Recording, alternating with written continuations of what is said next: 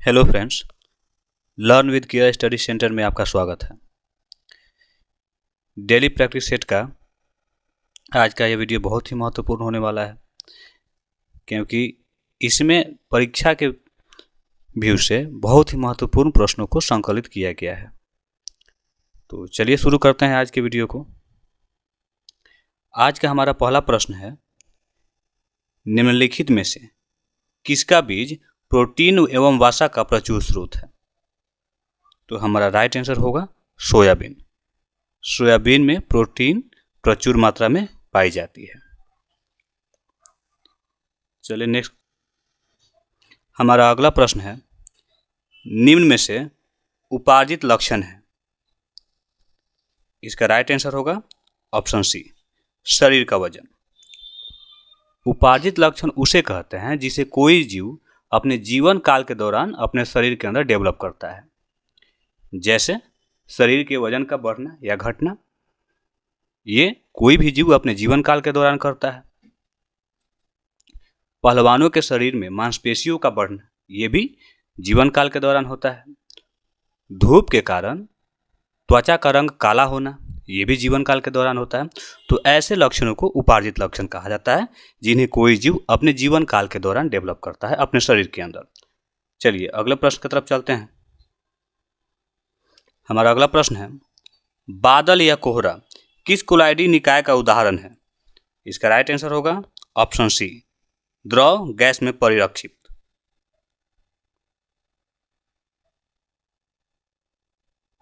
चौथा प्रश्न है, नवीकरणीय ऊर्जा के स्रोत का उदाहरण है।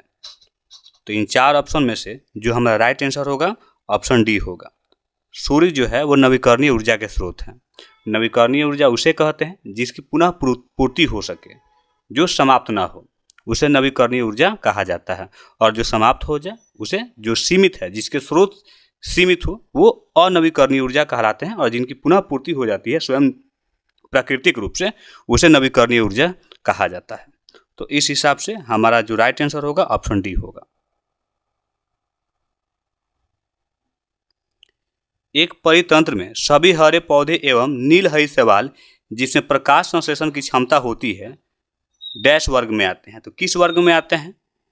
ऑप्शन ए राइट आंसर होगा उत्पादक।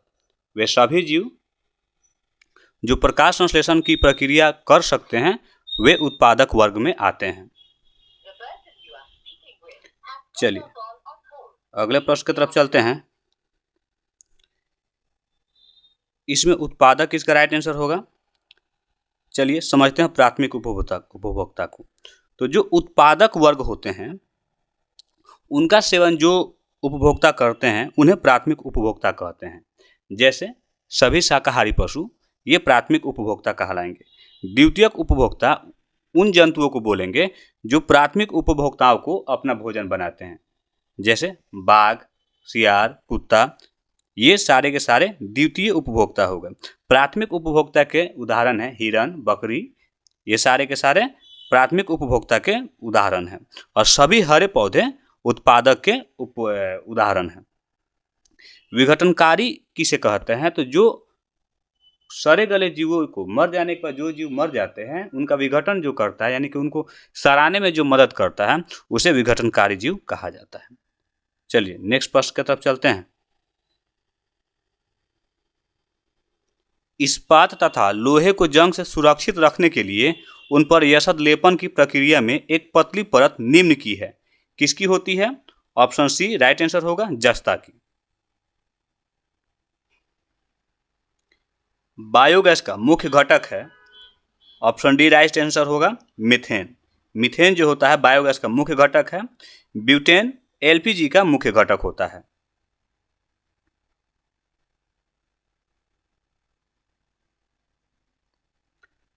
हमारे सौरमंडल के किस ग्रह को लाल ग्रह के रूप में जाना जाता है? ऑप्शन सी राइट आंसर होगा मंगल को।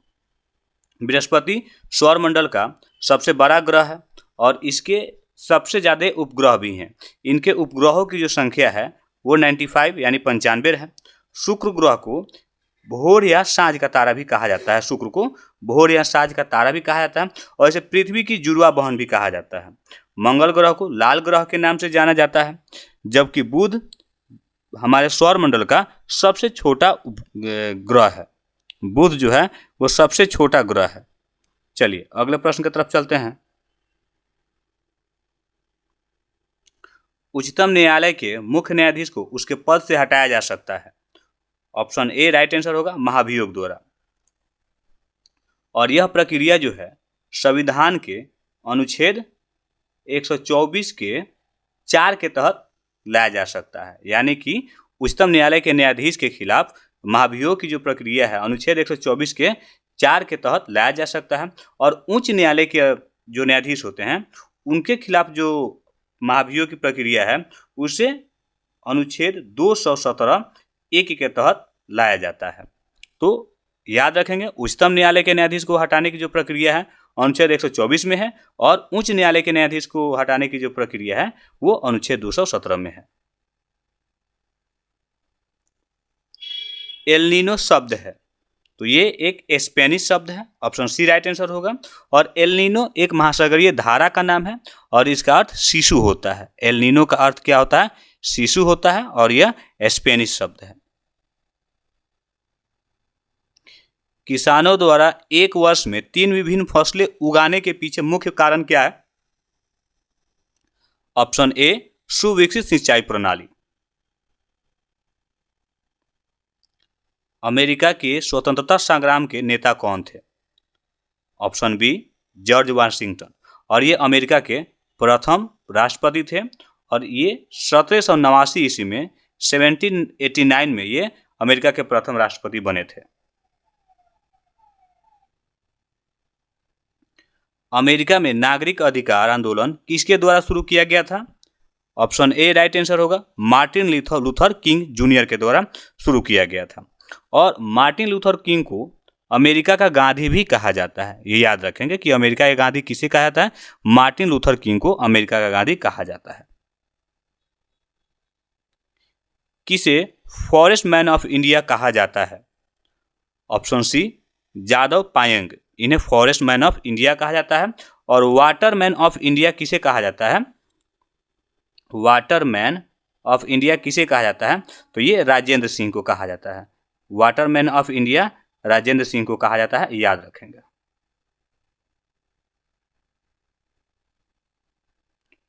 वस्तुओं व सेवाओं के उत्पादन के लिए आवश्यक है। तो ऑप्शन है हमारा भूमि, माफ कीजिएगा ये शिक्षा नहीं होना चाहिए यहाँ पे, भूमि, श्रम व भौतिक पूंजी। तो यहाँ पे हमारा ऑप्शन ए हो जाएगा। तो इसका राइट आंसर हो जाएगा सी, ए और बी, भूमि और श्रम और भौतिक पूंजी, ये तीनों की जरूरत होगी वस्तुओं और सेवाओं के उत्पादन के लिए। भारत जैसे देश में सर्वाधिक प्रचुर मात्रा में उपलब्ध उत्पादन का साधन है। ऑप्शन बी श्रम। हमारे पास जनसंख्या के हिसाब से भूमि जो है काफ़ी कम है। भारत में कुल भूमि का 2.4% ही भूमि है, जबकि विश्व के कुल जनसंख्या का 17.5% जनसंख्या हमारे देश में निवास करता है। इस हिसाब से जनसंख्या के अनुसार पर्याप्त भूमि हमारे पास नहीं है। पूंजी का भी अभाव है, क्योंकि भारत जो है एक विकासशील देश है, इसलिए पूंजी का अभाव है।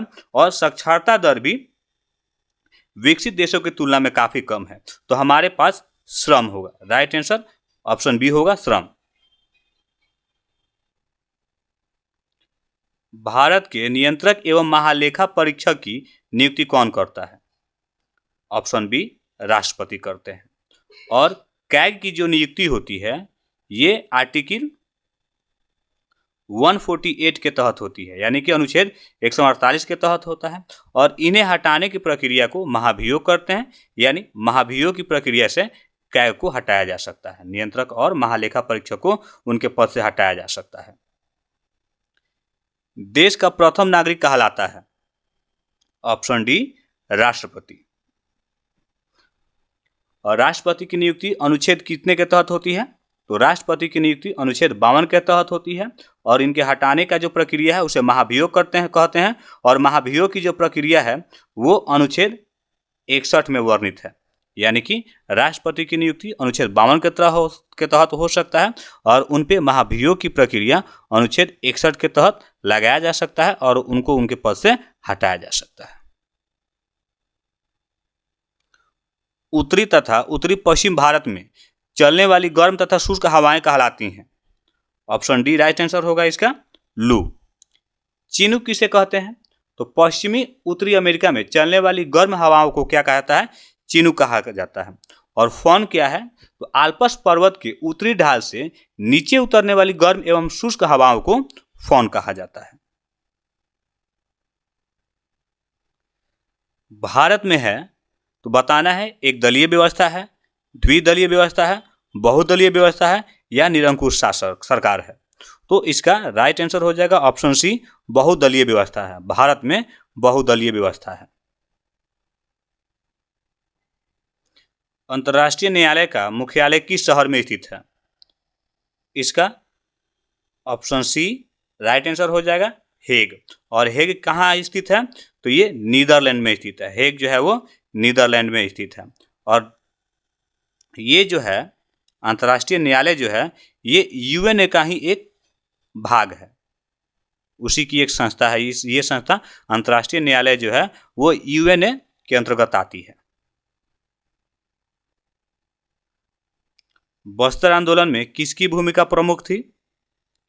Option A Gundadhur. और बस्तर आंदोलन 1910 में हुआ था।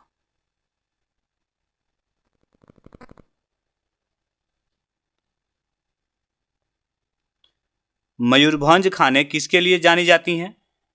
ऑप्शन सी लौह अयस्क के लिए। मयूरभंज खानें लौह अयस्क के लिए जानी जाती हैं। तो इसका राइट आंसर ऑप्शन सी होगा। के सिवन अध्यक्ष थे? तो ऑप्शन बी राइट आंसर हो जाएगा, इसरो के। के सिवन इसरो के अध्यक्ष थे। और वर्तमान में इसरो के अध्यक्ष कौन है? एस सोमनाथ। वर्तमान में इसरो के अध्यक्ष एस सोमनाथ हैं। तो याद रखेंगे कि वर्तमान में इसरो के अध्यक्ष कौन है? एस सोमनाथ।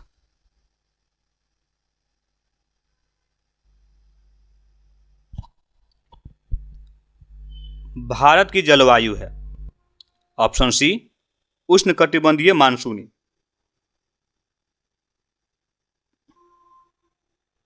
राजेंद्र सेतु किस नदी पर स्थित है? ऑप्शन ए गंगा नदी पे। राजेंद्र सेतु गंगा नदी पे स्थित है।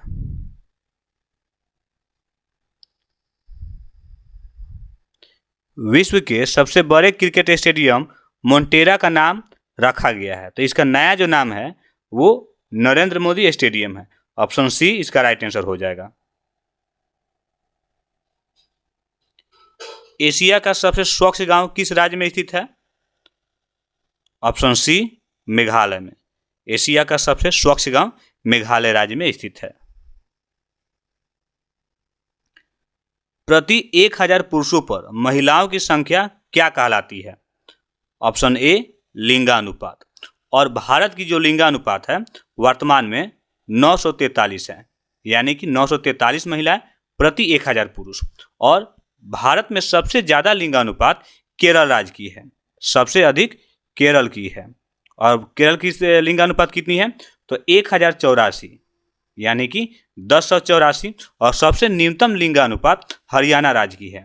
और हरियाणा की लिंगानुपात जो है वो है 877, 877 हरियाणा की लिंगानुपात है।